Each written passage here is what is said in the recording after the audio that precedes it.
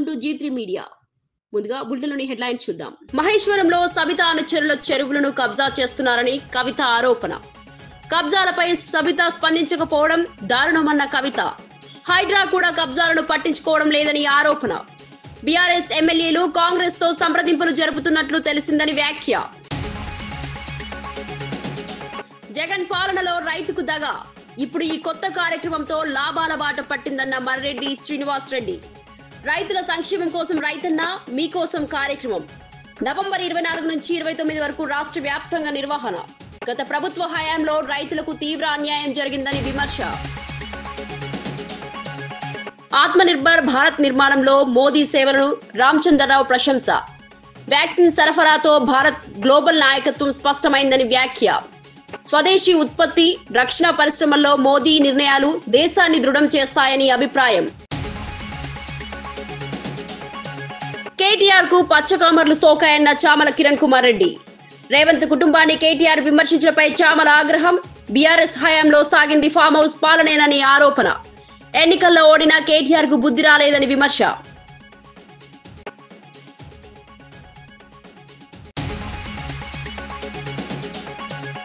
ఐబొమ్మ రవి వ్యాఖ్యలపై బన్నీ వాసు ఘాటు స్పందన.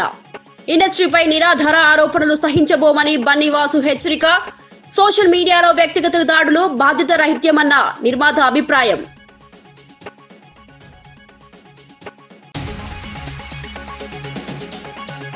ఆంధ్రప్రదేశ్లో రైతుల జీవితాలను మారుస్తూ వ్యవసాయాన్ని లాభసాటిగా మార్చే లక్ష్యంతో కూటమి ప్రభుత్వం చేపట్టిన రైతన్నా మీకోసం అనే వినూత్న కార్యక్రమాన్ని ఈ నెల 24 నుంచి 29 వరకు రాష్ట్ర వ్యాప్తంగా నిర్వహించనున్నట్లు రాష్ట్ర వ్యవసాయ mission vice chairman Marreddy Srinivas Reddy తెలిపారు. టీడీపీ కేంద్ర కార్యాలయంలో ఏర్పాటు చేసిన మీడియా సమావేశంలో మాట్లాడుతూ రైతులు రాజుగా చూడాలన్న సంకల్పంతో ఈ కార్యక్రమం రూపొందించబడిందని స్పష్టం చేశారు. ఇజ్రాయెల్ టెక్నాలజీని రాష్ట్రానికి తీసుకువచ్చి వ్యవసాయ ఉత్పత్తి పెంచిన ఘనత ముఖ్యమంత్రి చంద్రబాబుదేనని ప్రసంగంలో పేర్కొన్నారు. వ్యవసాయంలో విప్లవాత్మక మార్పులు తీసుకువచ్చి రైతులకు శాశ్వత లాభదాయక మార్గాలను అందించేందుకు ఈ కొత్త కార్యక్రమం ఒక పెద్ద అడుగుగా నిలుస్తుందని వివరించారు. రైతుల సమస్యలు, అవసరాలు, భవిష్యత్ అవకాశాలపై అధికారులు, నిపుణులు నేరుగా రైతులతో మాట్లాడే వేదికగా ఈ కార్యక్రమం రూపుదిద్దుకున్నదని తెలిపారు. రైతుల కష్టాన్ని గౌరవించే పాలనను రూపొందించడమే ప్రభుత్వ లక్ష్యమని మర్రెడ్డి శ్రీనివాస్ రెడ్డి పేర్కొన్నారు. అమ్మడమే కాకుండా దాన్ని ప్రాసెస్ చేసి ఆ ఫుడ్ ప్రాసెసింగ్ విధానంలో వాటన్నిటినీ కూడా మరింత ధర దానికి అదనంగా కలిసి వచ్చేట్టు ఆ ఉత్పత్తికి అధిక లాభం వచ్చేటట్టుగా రైతుని ఆలోచనల్ని, రైతు యొక్క ఆలోచనల్ని, రైతుని మళ్ళీ ఒక పారిశ్రామికవేత్తగా చిన్న స్థాయిలోనే, మధ్యతరగతి స్థాయిలోనే, పెద్ద స్థాయిలోనూ, అంటే ఒక రైతు తను పండించినటువంటి ముడి పదార్థాలు, ముడి సరుకే అమ్మటం కాకుండా దాన్ని ప్రాసెస్ చేసి ఒక ఎంటర్ప్రెన్యూర్గా మారేదానికి అవకాశం కల్పించేది. ఆ రకంగా ఫుడ్ ప్రాసెసింగ్ యూనిట్స్ను కూడా పెద్ద ఎత్తున ప్రోత్సహించేదానికి రాష్ట్ర ప్రభుత్వం సిద్ధంగా ఉంది. ఇది పంచసూత్రాల్లో 4వ సూత్రంగా రైతాంగం యొక్క దృష్టికి తీసుకురావటం ఈ ప్రభుత్వం యొక్క ముఖ్య ఉద్దేశం. అదేవిధంగా ఇవన్నీ కూడా రైతు కష్టపడి, రైతు ఆలోచన చేసి, రైతు ఇష్టపడి, రైతు అవగాహనతో చేసుకొని పోవాలి. ప్రభుత్వం దగ్గర నుంచి తీసుకోవాల్సినటువంటి సహకారం తీసుకోవాలి. ఇదే సందర్భంలో 5వ అంశంగా ప్రభుత్వం యొక్క మద్దతును కూడా వీటన్నిటిలో తెలియపరచడం జరుగుతూ ఉంది. ప్రభుత్వం యొక్క మద్దతు అనేక రూపాల్లో ఈ ప్రభుత్వం మద్దతు రైతాంగానికి వస్తూ ఉంది. మీరు చూస్తున్నారు, పంటలకి ఒక ఎంఎస్పిని ప్రకటించి ఈ మినిమం సపోర్ట్ ప్రైస్కి కొనుగోలు చేయించే దానికోసం అనేక రూపాల్లో ఆ కొనుగోలు కేంద్రాలు, ప్రధానంగా రైతు సేవా కేంద్రాలు ఈరోజు ఏదైతే ఉందో ఆర్ఎస్కేలు, ఈ రైతు సేవా కేంద్రాల ద్వారా, అదేవిధంగా ప్రాథమిక వ్యవసాయ పరపతి సంఘాల ద్వారా, మార్కెట్ యార్డుల ద్వారా అనేక రూపాల్లో రైతు ఉత్పత్తుల్ని ప్రభుత్వం బాధ్యత తీసుకొని మినిమం సపోర్ట్ ప్రైస్ తగ్గకుండా, అలాంటి తగ్గే పరిస్థితి ఏదైనా వస్తే దాన్ని కొనుగోలు చేయించే పరిస్థితి. రెండవది, మార్కెట్ సంక్షోభం వస్తే, జాతీయ అంతర్జాతీయ మార్కెట్ల ప్రభావంతో ఏదైనా సంక్షోభం వస్తే ఆ సంక్షోభ కాలంలో ప్రభుత్వం ఆ రైతుకు అండగా ఉండేదానికోసం ఏదైతే ఉత్పత్తి ఖర్చుగా వ్యవసాయ శాస్త్రవేత్తలు నిర్ణయించారో ఆ ధర ప్రకారం 4వ వంతుని ప్రభుత్వం భరించి వారిని ఆదుకునే దానికోసం ముందుకొచ్చింది. మనం చూసాం రాష్ట్రంలో గత సంవత్సరం జాతీయ అంతర్జాతీయ మార్కెట్ల ప్రభావంతో మామిడి పంట ధర తగ్గిపోతే ఫిల్మ్ ఇండస్ట్రీపై అనవసర ఆరోపణలు చేస్తూ ఐబొమ్మ రవి చేసిన వ్యాఖ్యలు నిరాధారమని, అలాంటి ప్రవర్తనను ఎట్టి పరిస్థితుల్లోనూ సహించబోమని నిర్మాత బన్నీ వాసు తీవ్రంగా స్పందించారు. ఇండస్ట్రీలో పనిచేస్తున్న వేల కుటుంబాల గౌరవం, జీవనోపాధి దెబ్బతినే విధంగా సోషల్ మీడియా వేదికగా వ్యక్తిగత దాడులు చేయడం బాధ్యతారహిత్యమని అన్నారు. సినిమా పరిశ్రమ ఎల్లప్పుడూ శ్రమ, ప్రతిభ, క్రమశిక్షణతో ఎదిగిందని, దాన్ని ఒకరి అసహనం లేదా వ్యక్తిగత అజెండాతో దిగదార్చేందుకు ప్రయత్నించడం తగదని చెప్పారు. ఇండస్ట్రీలో సమస్యలు ఉంటే వాటిని నిర్మాతల మండలి, ఛాంబర్ వంటి వేదికల్లో చర్చించాలి కానీ సోషల్ మీడియాలో అబాసుపాలు చేసేలా ప్రచారం చేయడం సరైంది కాదని హెచ్చరించారు. ఎవరైనా కావచ్చు, ఇలా చేస్తే ఊరుకోమని బన్నీవాసు స్పష్టం చేశారు. ఇండస్ట్రీ శ్రేయస్సు కోసం పనిచేసే వారిని దూషించడం ఆపాలని, సినిమా రంగం ఏకముంటే ఎవరూ అసత్యాలు ప్రచారం చేయలేరని అన్నారు. జరుగుతుంది, అందుకని ఆ పైరసీ చూడటం తప్పు కాదు అనే ఒక చిన్న యాటిట్యూడ్ అయితే ఇన్స్టాగ్రామ్లో వెళ్తుంది. ఓకే, ఎన్ని సినిమాలకి రేట్లు ఎక్కువ ఉన్నాయి, ఎన్ని సినిమాలకు రేట్లు తక్కువ ఉన్నాయి అంటే ఒక 100 సినిమాలు రిలీజ్ అయితే రేట్లు బాగా ఎక్కువ ఉండే సినిమాలు మహోత 10-15 ఉంటాయి, ఒక 20-25 ఉంటాయి. బట్ ఆ 25 సినిమాలే పైరసీ అవుతున్నాయా? ఆ 25 సినిమాలే పైరసీ అయ్యి ఆ 25 సినిమాలనే చూస్తున్నారా? లేదు కదా. మొత్తం అన్ని సినిమాలు, చిన్న సినిమా అవ్వచ్చు, పెద్ద సినిమా అవ్వచ్చు, 100 రూపాయల టికెట్ ఉన్న సినిమా అవ్వచ్చు, 150 రూపాయల టికెట్ సినిమా అవ్వచ్చు, అన్ని సినిమాలని కూడా చూసేస్తున్నారు కదా. నిజంగా ఆ మాట కరెక్ట్ అయితే, మీరు రేట్లు పెంచడం వల్ల మేము చూస్తున్నామంటే, చిన్న సినిమాలు ఏవైతే ఉన్నాయో వాళ్ళు నిజంగా చాలా కష్టపడి చేస్తారు ప్రొడ్యూసర్స్. అండ్ సెకండ్ థింగ్, అట్లాంటి ప్రొడ్యూసర్స్ వాళ్ళ ఆస్తులు తాకట్టు పెట్టి చేస్తారు. చాలామంది ఇప్పుడు మీరు చూసుకుంటే ఒక టాప్ 4-5 సంవత్సరాలు తప్పితే చాలామంది 5 సంవత్సరాలకు 6 సంవత్సరాలకు వాళ్ళ ఆస్తులు అమ్ముకుని వచ్చిన వాళ్ళు అందరూ కూడా చాలా ఇక్కడ మొత్తం డబ్బులు పోగొట్టుకుని పోతూ ఉంటారు. మరి అలాంటి వాళ్ళ బాధ సంగతి ఏంటి? ఈ పైరసీ వల్ల చాలా మంచి సినిమాలు కూడా రెవెన్యూ లాస్ అయినాయి కదా. అట్లాంటి వాళ్ళ సంగతి ఏంటి మరి? అంటే ఇవన్నీ కూడా అంటే జనరల్ ఏంటంటే ప్రొడ్యూసర్స్ అంటే ఏదో డబ్బులు ఉన్న వాళ్ళు, ప్రొడ్యూసర్స్కి ఏం పర్వాలేదు కొంచెం లాస్ వచ్చినాయంటే, అందరు ప్రొడ్యూసర్స్ అట్లా కాదు. ప్రొడ్యూసర్స్కి ఉన్న కష్టాలు మేము మాట్లాడడం బయటకు అంతే, ఎందుకంటే ఎప్పుడూ ఒక హైప్లో ఉంచుతాం దాన్ని, ఎందుకంటే ఆ గ్లామర్ అట్లాంటిది, ఈ ఇండస్ట్రీలో అట్లాంటిది. బట్ షర్ట్ ఇప్తేనే తెలుస్తాయి వెనకాల మా అందరికి ఎన్ని వాతలు ఉన్నాయి అనేది. ఆ వాతలు మేము బయటికి చెప్పుకోలేము కాబట్టి. అండ్ మన ప్రొడ్యూసర్స్ కూడా ఇప్పుడు అంత జరుగుతుంది. ఏది నేను కూడా చూస్తున్నా రీల్స్లో, చాలా రీల్స్లో పర్వాలేదు ఇదేం తప్పు కాదు అది ఇది అని చెప్పి ఎవరైనా వచ్చి గట్టిగా మాట్లాడతారేమో అని చూస్తున్నాను. వీళ్ళు కూడా ఓకే అన్నిటిలాగా దీన్ని కూడా వదిలికి వెళ్ళిపోతున్నాం, కానీ అది జనాల్లో చాలా రాంగ్ సైకాలజీ తీసుకెళ్తుంది. అది చాలా డ్యామేజ్ అయిన తర్వాత అప్పుడు మాట్లాడుకుంటాం, అరే ఇలా అయింది అలా అయిందని చెప్పి. అదేదో ఇట్లాంటి మొదల్లో ఉన్నప్పుడే మాట్లాడితేనే బెటర్. అక్రమాస్తుల కేసులో జగన్ కోర్టుకు హాజరైన తీరు ప్రజల్లో అనేక చర్చలకు దారితీస్తోందని మాజీ ఎమ్మెల్సీ అశోక్ బాబు తీవ్ర విమర్శలు చేశారు. జగన్ హాజరు తీరు చూసినప్పుడు చావుకి పెళ్లికి ఒకే భజంత్రి అన్న సామెత గుర్తుకు వచ్చిందని వ్యాఖ్యానించారు. రాష్ట్ర మాజీ ముఖ్యమంత్రి నేర కేసులో కోర్టు ఎదుట హాజరవ్వడం ప్రజాస్వామ్యంలో అత్యంత గంభీరమైన అంశమని అన్నారు. నాయకులపై వచ్చిన కేసులు కోర్టులోనే తేలాలి కానీ ప్రజా సానుభూతి కోసం వాటిని రాజకీయ రంగంలోకి లాగడం సరైంది కాదని వ్యాఖ్యానించారు. కోర్టుకి వెళ్ళేటప్పుడు ఇంత హడావుడి చేయాల్సిన అవసరం ఎందుకు వచ్చింది? నువ్వు అన్నావు దేవుడి స్క్రిప్ట్ అని, చంద్రబాబు నాయుడు గారు ఓడిపోతే. ఇవాళ నీది కూడా దేవుడి స్క్రిప్టే. 11 సీట్లు, 11 ఛార్జ్ షీట్లు. అంటే అసెంబ్లీకి మీద లేని గౌరవం కోర్టు మీద కూడా లేదు నీకు. అసెంబ్లీలో నీకు ఒక ప్రొవిజన్ ఉంది, రావచ్చు రాకపోవచ్చు, కానీ కోర్టు కట్ట లేదు కదా, ఖచ్చితంగా హాజరు అవ్వాలి. నువ్వు ముద్దాయి కాబట్టి. అది కూడా A1. భారతదేశంలో అత్యంత పెద్ద అవినీతి చేసిన కేసు జగన్మోహన్ రెడ్డిదే.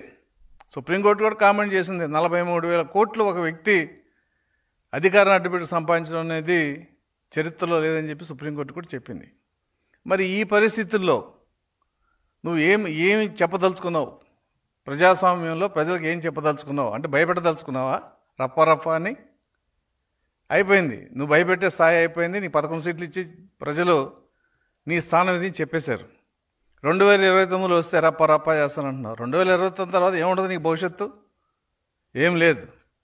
నీ ఏ కేసులో శిక్ష పడ్డా నీ రాజకీయ భవిష్యత్తు అక్కడితో ఖతం. కాబట్టి నీకేం భవిష్యత్తు లేదు. వాళ్ళ కేజ్రీవాల్ పరిస్థితి ఏమైందో నీ పరిస్థితి అంతే.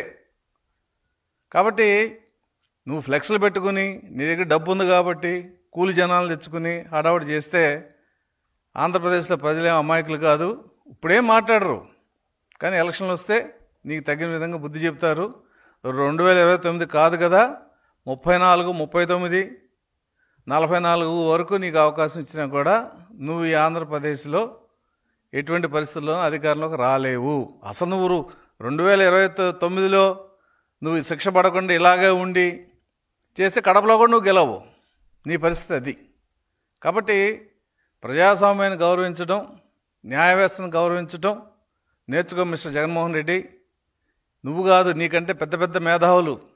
ఆ రోజు ఇందిరాగాంధీ కూడా, ఆ మేడం కూడా జైలుకి వెళ్ళాల్సి వస్తే కోర్టుకు హాజరైంది. పివి నరసింహారావు హాజరయ్యాడు, కేజ్రీవాల్ కూడా హాజరయ్యాడు. లాలూ ప్రసాద్ శిక్ష పడ్డా కూడా నీకంటే మేధావి అయినా, నీకంటే ఎక్కువ చదువుకున్న వ్యక్తి అయినా కూడా కోర్టుకి అతను నీలా హాజరు కాల. నీకు ఈ విపరీతమైన ఉన్మాదం ఎందుకనేది సమాధానం చెప్పాలి. నువ్వు కాదు, నీ వెనకాల వచ్చిన కూడా చెప్పాలి.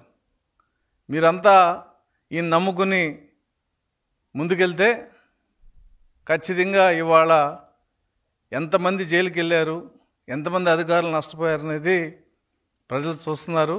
అదే వ్యవస్థ, అదే పరిస్థితి మళ్ళీ ఈ జగన్మోహన్ రెడ్డి వెనకాల ఎవరైతే ఒక నియమ నిబంధనలు లేకుండా మాట్లాడుతున్నారో వాళ్ళందరికీ కూడా అదే పరిస్థితి వస్తుంది. తెలుగుదేశం ఏమి మిమ్మల్ని చూసి భయపడతామో, లేకపోతే నేను చూసి ఏదో చేయట్లా. మేము అసలు నేను లెక్కలనే వేసుకోలేదు. ఎందుకంటే నీ స్థాయి అది. ఇవాళ నువ్వు లీడర్ ఆఫ్ అపోజిషన్ కూడా కాదు. 11 సీట్లు. ఆ 11 మంది కూడా ఎంతకాలం ఉంటారో తెలియదు. కాబట్టి ఈ రాజకీయ పరిస్థితుల్లో నీకు ప్రజలు ఇచ్చిన ఎమ్మెల్యే పదవిని గౌరవించకుండా, అసెంబ్లీకి రాకుండా, కోర్టులకు వెళ్లకుండా, కోర్టుకు వెళ్తే ఇటువంటి ఒక బల ప్రదర్శన, మరి దీన్ని చేయటంలో అర్థం ఏంటో మరి జగన్మోహన్ రెడ్డి చెప్పాలి. అలాగే ఆంధ్రప్రదేశ్లో కేసులు, ల్యాండ్, శాండ్, వైన్, వీటిల్లో నువ్వు దాదాపుగా లక్షల కోట్ల అవినీతి చేసావు. ఇవాళ లెక్కర కేసు ఒక్కొక్క అడుగు ముందుకొచ్చి నీ మెడకు చుట్టుకోబోతుంది. అన్ని వేళ్ళు నీ ప్యాలెస్ వైపు, తాడేపల్లి ప్యాలెస్ వైపు చూపిస్తున్నాయి. అలాగే తిరుపతి నెయ్యి కుంభకోణం, నువ్వు నియమించిన చైర్మన్ కానీ అధికారులు కానీ అందరూ కూడా ఇవాళ ఖచ్చితంగా దాంట్లో శిక్షింపబడతారు. అన్నిటికంటే అత్యంత హీనమైన పరిస్థితి ఏంటంటే నీకు డబ్బు ఉందేమో, ఉన్మాదం ఉంది.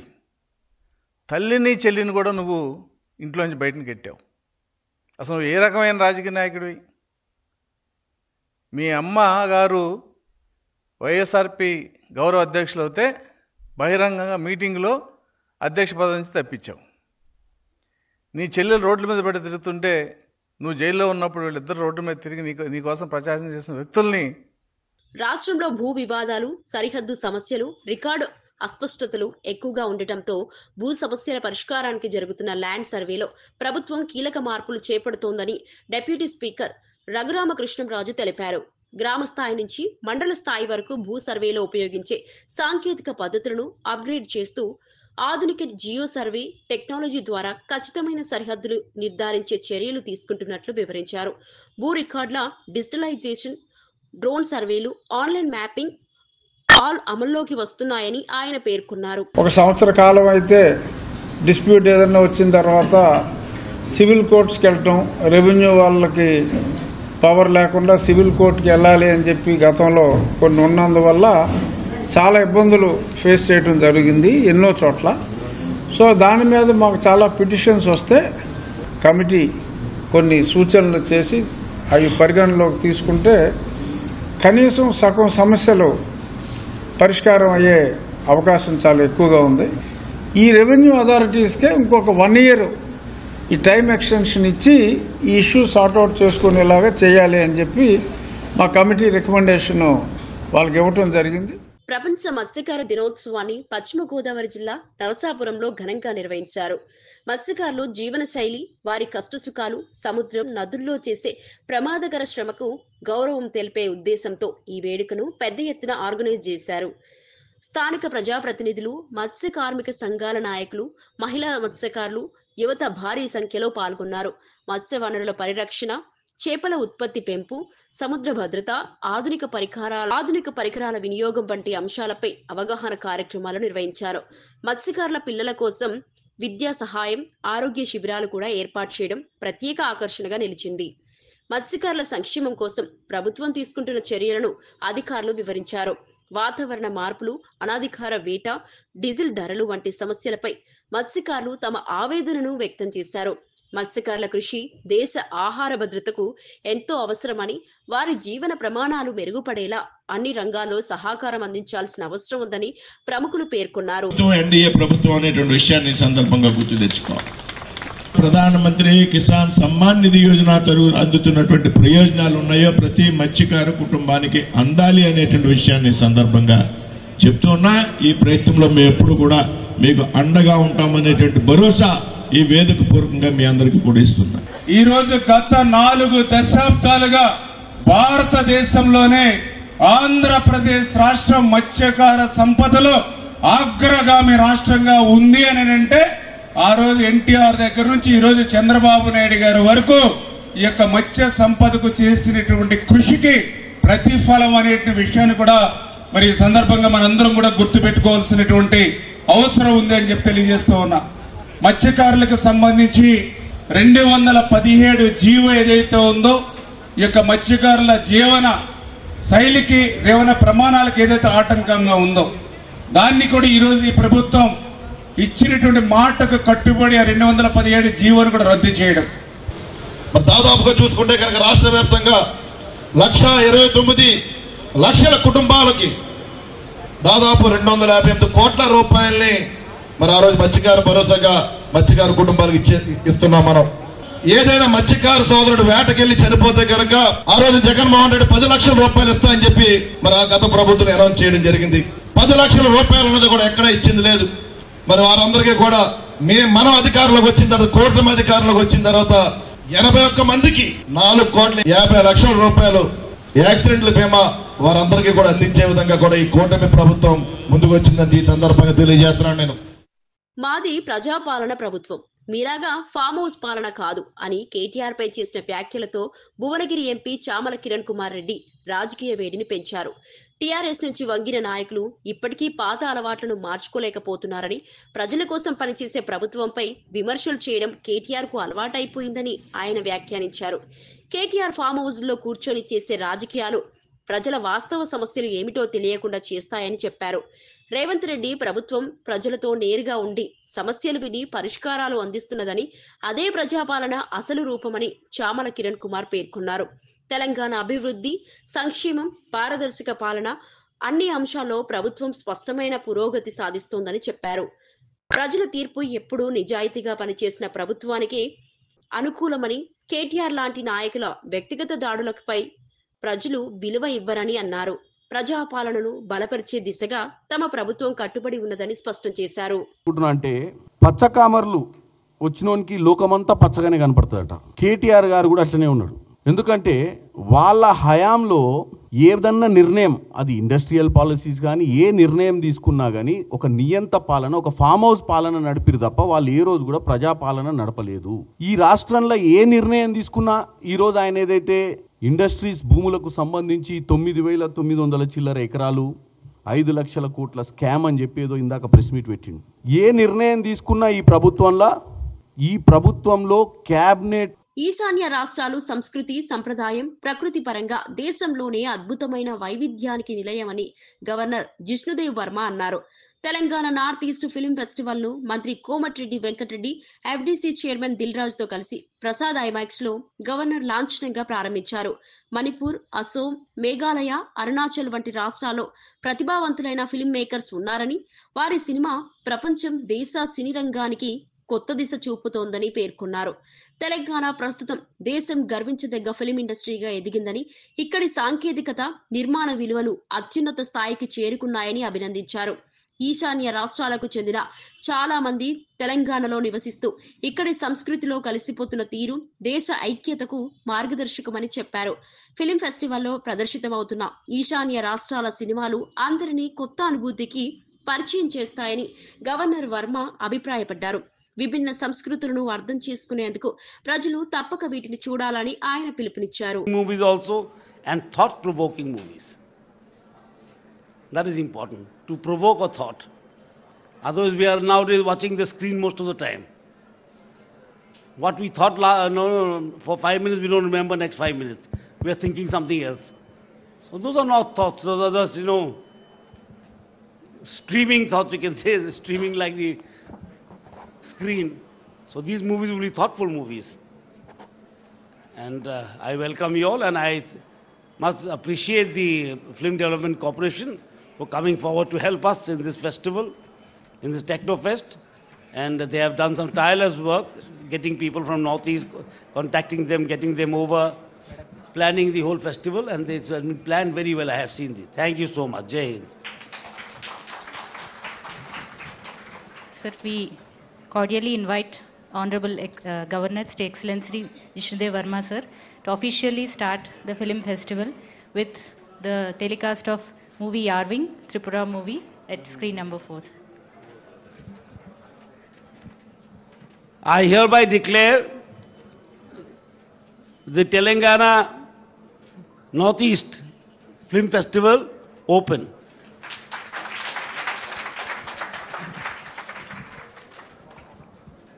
Sir, now we can process. ప్రభుత్వానికి రివెంజ్ పాలిటిక్స్ చేయాల్సిన అవసరం లేదని మంత్రి కోమటిరెడ్డి వెంకటరెడ్డి స్పష్టం చేశారు.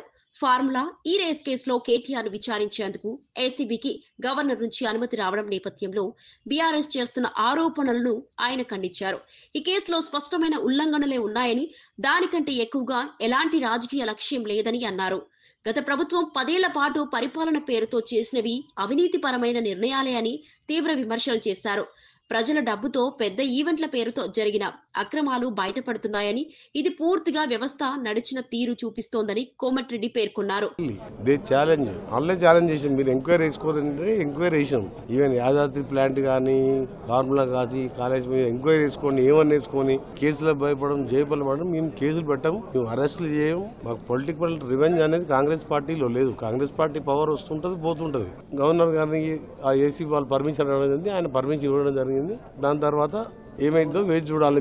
మేము అంతేకంత తప్ప మాకేం పాత్ర లేదు. ఇలా మేము బాగా కక్ష సాధించడం ఎప్పుడు చేయదు కాంగ్రెస్ పార్టీ, ఇప్పుడు కూడా చెయ్యం. మాకు ఓన్లీ తెలంగాణ డెవలప్మెంట్ మీద లాస్ట్ 10 years లో అప్రాక్సిమేట్ 8 lakhs crores అప్పు చేసి కనీసం ఒక రేషన్ కార్డు ఇవ్వలేదు, ఒక ఇల్లు కట్టలేదు. ఇవన్నీ సెటరైట్ చేసుకుంటూ ఫైనాన్షియల్గా ఒక డిసిప్లిన్ తీసుకొస్తూ రేపు 8th, 9th ఇన్వెస్ట్మెంట్ పెద్ద కాన్ఫరెన్స్ పెట్టుకుంటూ రీజనల్ రింగ్ రోడ్ నా డిపార్ట్మెంట్ సంబంధించింది 36,000 crores తోని ఓఆర్ఆర్ గతంలో కాంగ్రెస్ పార్టీ గవర్నమెంటే నిర్మించింది. ఇప్పుడు మళ్ళీ రీజనల్ రింగ్ రోడ్ కట్టి లాజిస్టిక్ ప్రాసెస్ 39 రేడియల్ రోడ్ వేసుకుంటూ హైదరాబాద్ ఇంటర్నేషనల్ మ్యాప్లో నెంబర్ 1గా చేయాలనేది మా లక్ష్యం. రాష్ట్ర వ్యాప్తంగా ఉన్న 65 ఐటీఐ కళాశాలలను ఆధునిక అవసరాలకు అనుగుణంగా ఏటీసీలుగా మార్చే నిర్ణయం ప్రభుత్వం తీసుకున్నట్లు ఉప ముఖ్యమంత్రి భట్టి విక్రమార్క వెల్లడించారు. హైదరాబాద్ కుకుట్పల్లిలో జరిగిన జేఎన్టీయూ డైమండ్ జూబ్లీ వేడుకలకు ముఖ్య అతిథిగా హాజరైన ఆయన విద్యార్థుల భవిష్యత్తును దృష్టిలో ఉంచుకొని ప్రభుత్వం ప్రతి నిర్ణయం బాధ్యతాయుతంగా తీసుకుంటుందని చెప్పారు. నూతన సాంకేతికత, మారుతున్న ఉద్యోగ అవకాశాలను దృష్టిలో పెట్టుకుని నైపుణ్యాల అభివృద్ధి అత్యవసరమని, అందుకే ఐటీఐల మోడల్ను మారుస్తున్నామని వివరించారు. త్వరలోనే స్కిల్ డెవలప్మెంట్ యూనివర్సిటీ నిర్మాణానికి ప్రభుత్వం సిద్ధమవుతుందని ప్రకటించారు. రాష్ట్రంలోని అన్ని విద్యా సంస్థలు అకాడమిక్ ఇన్ఫ్రాస్ట్రక్చర్ పరంగా బలోపేతం కావడానికి ప్రభుత్వం అండగా నిలుస్తుందని భట్టి విక్రమార్క తెలిపారు. విద్యార్థులు తమ లక్ష్యాలపై దృష్టి పెట్టి చెడు వ్యసనాలకు దూరంగా ఉండాలని సూచించారు. విద్యార్థుల ప్రతిభను పెంపొందించే దిశగా అన్ని చర్యలు కొనసాగుతున్నాయని ఆయన అన్నారు. have taken a decision of converting all these 65 ITI colleges into advanced technology centers. After that, we also realized some of the constancies where we are not having the ITIs advanced technology centers. the government has taken a decision of extending it to the tune of 104 advanced technology centers in the entire state. Apart from that, on the same lines, what our elders were talking, skills university also very required. This government has started an university by the name of Skills University. That Skills University is shaping now. I'm hopeful definitely that also will rise along with the JNTU. భూమి కోల్పోతే రైతుల కుటుంబాలు ఆర్థికంగా కుంగిపోయే ప్రమాదం ఉందని ప్రభుత్వం ఈ నిర్ణయాన్ని పునఃసమీక్షించడం అత్యవసరమని కవిత స్పష్టం చేశారు. అభివృద్ధి పేరుతో ప్రజల హక్కులు హరించడం సరైంది కాదని, చిన్న రైతులను రక్షించడం ప్రభుత్వం బాధ్యత అని చెప్పారు. రైతుల సమస్యలు వినిపించేందుకు తాను ఎల్లప్పుడూ ముందుంటానని, ఈ విషయాన్ని అధికారుల దృష్టికి తీసుకెళ్లి పరిష్కారం వచ్చేలా కట్టుబడి పనిచేస్తామని హామీ ఇచ్చారు. ప్రజల సహకారం లేకుండా ఏ అభివృద్ధి సాధ్యం కాదని, చిన్న రైతుల హక్కులను దెబ్బతీయకుండా సమగ్రమైన భూముల పునర్వ్యవస్థీకరణ ప్రణాళిక రూపొందించాలని ఆమె ప్రభుత్వాన్ని కోరారు. 200 ఎకరాల ల్యాండ్ పోతే దాదాపు 200 మంది ఫార్మర్స్ ఉన్నారు పాపం. అంటే చిన్న వాళ్ళు, అర్ధెకరం, పావెకరం, ఎకరంన్నర, 2 ఎకరాలు కూడా లేని ఫార్మర్స్ 200 మంది భూమి పోతున్నారు. ఇక వాళ్ళ బాధ, వాళ్ళ దుఃఖం అయితే వర్ణనాతీతంగా ఉన్నది. హైదరాబాద్ సెంట్రల్ బస్ స్టాండ్ నుంచి 25 కిలోమీటర్ల రేడియస్ లోనేమో ఒక దిక్కు తీసుకున్నారు తెలంగాణలో. ఎక్కడైతే ఈ 9 రేట్ల గ్రామం ఉందో ఓఆర్ఆర్ మన ఔటర్ రింగ్ రోడ్ నుండి 25 కిలోమీటర్లు తీసుకున్నారు. దాంతోని అలైన్మెంట్ మారింది. అసలు బీఆర్ఎస్ గవర్నమెంట్ ఉన్నప్పుడు 2 సార్లు మారింది అలైన్మెంట్, అక్కడ కాంగ్రెస్ వచ్చినాక ఇంకో 2 సార్లు మారింది. ఇది 4th టైం వాళ్ళ ఊర్లోకి వెళ్ళిపోతున్నది. సో అసలు ఎందుకు జరుగుతుంది ఇట్లా, ఏమైంది అని మేము గ్రామస్తులను ఎంక్వైరీ చేస్తే ఇది మళ్ళీ గ్రామస్తులు చెప్పిందే. ఇప్పుడు ఇక నన్ను అంతా కాంగ్రెస్ వాళ్ళు తిడతారు కానీ చెప్పక తప్పదు. మొన్నటిదాకా బీఆర్ఎస్ వాళ్ళు తిట్టారు, ఇప్పుడు కాంగ్రెస్ వాళ్ళు తిడతారు. బట్ దీనికి సొల్యూషన్ కూడా వెతుకుతున్నానే. మరి ఎందుకు ఇంతగానం మారింది అని అంటే అక్కడ స్థానికులు చెప్తున్న విషయం ఏంటంటే, రంగారెడ్డి మహబూబ్ నగర్ జిల్లా పరిధిలోని ఆమన్గల్ మాడుగుల మండలం మధ్యలో 5,000 ఎకరాల భూమి సీఎం రేవంత్ రెడ్డి గారు, వారి సోదరులు, అట్లానే పొంగులేటి శ్రీనివాస్ రెడ్డి గారు వారి కుటుంబీకులకు సంబంధించి భూములు ఉన్నాయి కాబట్టి 4 సార్లు అలైన్మెంట్ మార్చిండ్రు అని చెప్పడం జరిగింది. మా పాత బీఆర్ఎస్ నేతల భూములు కూడా ఉన్నాయని చెప్పి వాళ్ళ పేర్లు చెప్తే లొల్లు అవుతుందని చెప్తలేను. మొన్న చెప్పిన పేర్లోనే మళ్ళీ ఈడ కూడా ఉన్నదట. సో అది ఏందో కథ నాకు తెలియదు. సో దానికి సంబంధించి కూడా చూడాలి. అయితే మరి దీనికి సొల్యూషన్ ఏంది? నేను ఆరోపణలు చేసి ఊరుకుంటే కరెక్ట్ కాదు కదా. RRR పరిస్థితి ఏంది, RRR మనకు ఎంత అవసరం, ఏం చేయాలి అని ఆలోచిస్తే నితిన్ గడ్కరీ గారికి ఒక లెటర్ రాస్తున్నాను నేను. అవసరమైతే RRR భూ నిర్వాసితులందరినీ మహారాష్ట్ర అంటే మహారాష్ట్ర, ఢిల్లీ అంటే ఢిల్లీ తీసుకుపోయి కలుస్తాను నేను. ఎందుకంటే ఒక దిక్కు భారతదేశాన్ని ఏ ఇతర దేశంపై ఆధారపడకుండా ఆత్మనిర్భర్ భారత్ గా తీర్చిదిద్దిన నాయకుడు నరేంద్ర మోదీ అని బీజేపీ రాష్ట్ర అధ్యక్షుడు ఎన్ రామచంద్రరావు పేర్కొన్నారు. కరోనా కాలంలో ప్రపంచ దేశాలు తీవ్ర ఆందోళనలో ఉన్నప్పుడు వారికి అవసరమైన వ్యాక్సిన్లను సరఫరా చేసి భారతదేశం గ్లోబల్ నాయకత్వాన్ని మరోసారి నిరూపించిందని అన్నారు. మోదీ తీసుకున్న నిర్ణయాలు దేశ భవిష్యత్తును దృఢపరిచేలా ఉన్నాయని, ఆత్మనిర్భర్ భారత్ కార్యక్రమం ద్వారా ఉత్పత్తి, రక్షణ, ఆరోగ్యం, పరిశ్రమ అన్ని రంగాల్లో దేశం ముందడుగు వేసిందని వివరించారు. స్వదేశీ తయారీ సామర్థ్యాలను పెంచేందుకు ప్రభుత్వం అమలు చేస్తున్న విధానాలు కోట్లాది ఉద్యోగ అవకాశాలు సృష్టిస్తున్నాయని తెలిపారు. ప్రపంచ సంక్షోభాలను ఎదుర్కొనే శక్తి ఉన్న దేశంగా భారత్ ఎదగడం మోదీ దూరదృష్టికి నిదర్శనమని రామచంద్రరావు అభిప్రాయపడ్డారు. PL 480 అనే ఒక చట్టం ఉండే అమెరికాలో. ఆ చట్టం ద్వారా ఆ రోజు అమెరికా మన దేశానికి పాల డబ్బాలు పంపించేది. పిల్లలకు పాల డబ్బాలు అక్కడి నుంచి పంపించేది. మనకు రష్యా నుంచి గోధుమలు వచ్చేది, మందులు వచ్చేది అమెరికా నుంచి. ఈ దేశాలన్నీ కూడా మన అందరం కూడా మన దేశాన్ని ఒక బీద దేశం కింద చూసి మనకు ఏదో సహకారాన్ని ఇప్పుడు మన ఆఫ్రికాకు అక్కడిక్కడ పంపిస్తుంటే కొన్ని దేశాలు ఆ విధంగా మన దేశం ఉండే. ఈ దేశం ఏతుందో ఒక థర్డ్ వరల్డ్ కంట్రీగా దేశాన్ని మనం చూసేవాళ్ళం. మనం అండర్ డెవలప్డ్ నేషన్ కింద భారతదేశం ఉండే. ఒకప్పుడు మన చరిత్రలో పోతే నాకు పాట గుర్తొస్తుంది.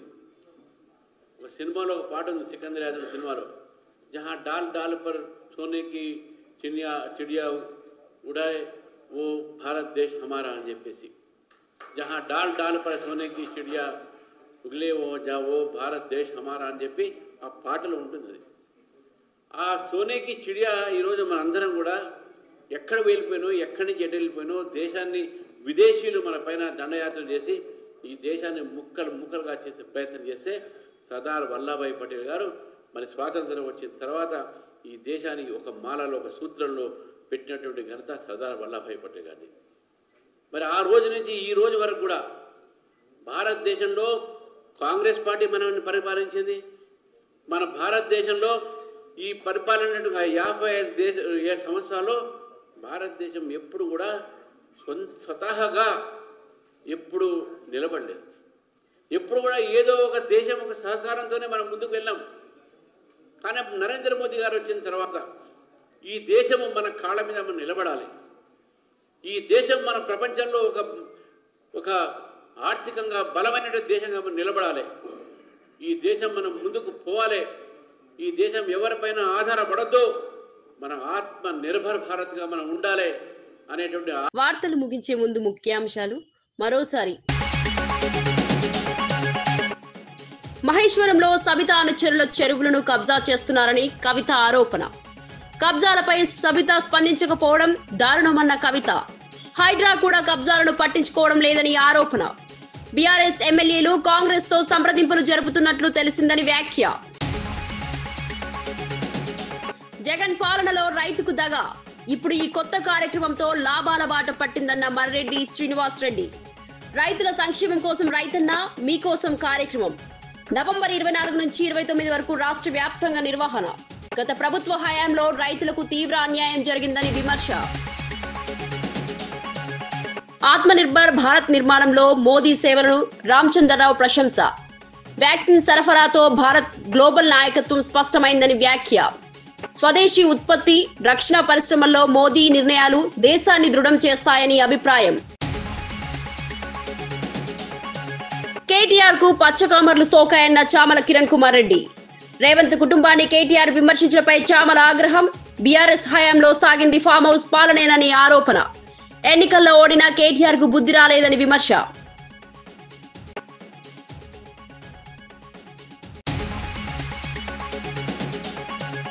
ఐబొమ్మ రవి వ్యాఖ్యలపై బన్నీ వాసు ఘాటు స్పందన. ఇండస్ట్రీపై నిరాధార ఆరోపణలు సహించబోమని బన్నీ వాసు హెచ్చరిక. సోషల్ మీడియాలో వ్యక్తిగత దాడులు బాధ్యత రహిత్యమన్న నిర్మాత అభిప్రాయం.